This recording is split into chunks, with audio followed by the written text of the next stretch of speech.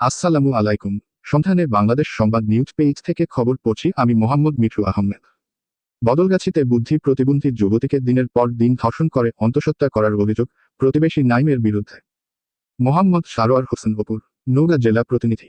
বদলগাছিতে বুদ্ধি প্রতিবন্ধী যুবতীকে দিনের পর দিন ধর্ষণ করে অন্তঃসত্ত্বা করার অভিযোগ প্রতিবেশী নাইমের বিরুদ্ধে। নওগাঁর বদলগাছিতে বুদ্ধি প্রতিবন্ধী যুবতীকে চানাচুর সহ বিভিন্ন খাবারের লোভ দেখিয়ে দিনের পর দিন ধর্ষণ করার অভিযোগ উঠেছে প্রতিবেশী নাইমের বিরুদ্ধে। ঘটনাটি ঘটেছে জেলার বদলগাছি উপজেলার সদর ইউপির ভাতশাইল দেওয়ান পাড়া গ্রামে।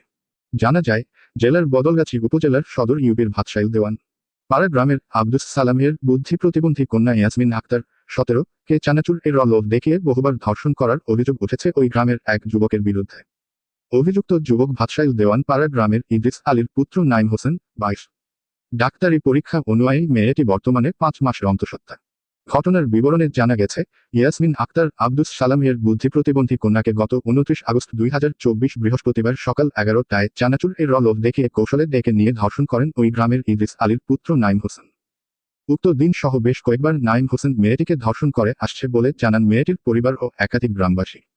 ঘটনার পর থেকে মেয়েটি বিভিন্ন সময় অসুস্থ হয় এবং তার বাবা মা সাধারণভাবে তার চিকিৎসা করান। এক পর্যায়ে তার অসুস্থতা বাড়লে বাবা মা তাকে পরীক্ষা নিরীক্ষা করান মহাদেবপুর ঘোষ ডিজিটাল ডায়াগনস্টিক সেন্টারে। পরীক্ষা নিরীক্ষা শেষে ডাক্তার জানান মেয়েটি 5 মাসের অন্তঃসত্ত্বা।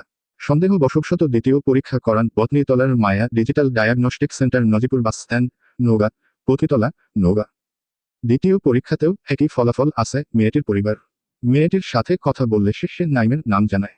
সেখানে থেকে তার পরিবার নিশ্চিত হয় এর জন্য নাইম দায়ী। মেয়েটির পরিবার জানায়, এমতাবস্থায় গত 1 ফেব্রুয়ারি শনিবার সন্ধ্যায় স্থানীয় ইউপির সদস্য রবিউল আওয়াল চৌধুরী পুলক সহ গ্রামের গণ্যমান্য ব্যক্তিদের নিয়ে একটি সালিশি বৈঠক করেন। সালিশি বৈঠকে তারা সুবিচার না পাওয়ায় গ্রামের গণ্যমান্য ব্যক্তিবর্গ ও ইউপি সদস্যের পরামর্শে করতে গত 3রা ফেব্রুয়ারি নারী ও শিশু নির্যাতন দমন ট্রাইব্যুনাল 2, নওগাঁয় একটি মামলা দায়ের করেন। মামলার নথিপত্র কোর্টে জমা থাকায় মামলার নাম পাওয়া যায়নি। নাইম ও তার পরিবার সাথে কথা বলতে গেলে গত 3রা ফেব্রুয়ারি দুপুর 1টায় নাইম সাংবাদিকদের উপস্থিতি টের পেয়ে বাড়ি থেকে সটকে যান।